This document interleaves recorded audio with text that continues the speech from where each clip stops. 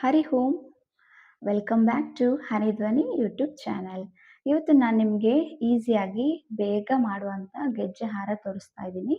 ಈ ಥರ 3 ಲೈನ್ಸ್ ತಗೊಳ್ಳಿ. 3 ಎಳೆ ತಗೊಳ್ಳಿ. ಅದರಲ್ಲಿ 2 ಚಿಕ್ಕದು ತಗೊಳ್ಳಿ, ಹಾಗೆ ಸ್ವಲ್ಪ ದಪ್ಪ ಇರೋಂಥಷ್ಟು ಸ್ವಲ್ಪ ತಿಕ್ಕಾಗಿರೋಷ್ಟು ಹತ್ತಿ ತಗೊಂಡು 3 ಲೈನ್ಸ್ ಮಾಡ್ಕೊಳ್ಳಿ.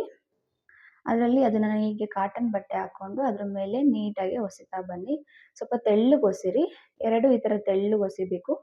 ಅದಾದಮೇಲೆ ಮಿಡಲಲ್ಲಿರುವಂಥದ್ದು ತೊಗೊಳ್ತಾ ಇದ್ದೀನಿ ನಾನಿವಾಗ. ಅದು ಜಾಸ್ತಿ ಹೊಸಿಯೋ ಅವಶ್ಯಕತೆ ಇಲ್ಲ, ಯಾಕಂದರೆ ನನಗೆ ಅದು ತಿಕ್ಕಾಗಿ ಕಾಣಿಸ್ಬೇಕು ಸ್ವಲ್ಪ.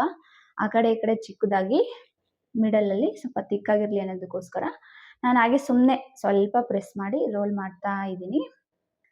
ಹೀಗೆ ಮಾಡ್ಕೊಳ್ಳಿ. ನಿಮ್ಗೆ ಎಷ್ಟು ಲೆಂತ್ ಬೇಕೋ ಅಷ್ಟು ಮಾಡ್ಕೋಬೋದು. ಫೋಟೋಕ್ಕೆಲ್ಲ ನಾನು ತೋರಿಸೋ ಅಷ್ಟು ಲೆಂತು ಸಾಕಾಗುತ್ತೆ.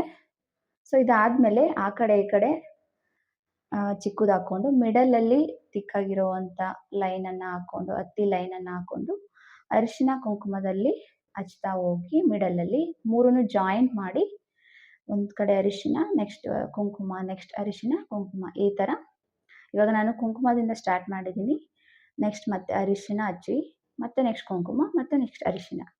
ಸೇಮ್ ಮೆಜರ್ಮೆಂಟ್ ಬೇಕು ಅನ್ನೋದಕ್ಕೋಸ್ಕರ ನಾನು ಫಸ್ಟ್ ಮಾಡಿ ತೊಗೊಂಡಿದ್ದು ಅಳತೆನೆ ಫೋಲ್ಡ್ ಮಾಡಿ ಅದೇ ಸೇಮ್ ಅಳತೆ ತೊಗೊಂಡು ಹಚ್ತಾ ಬಂದೆ.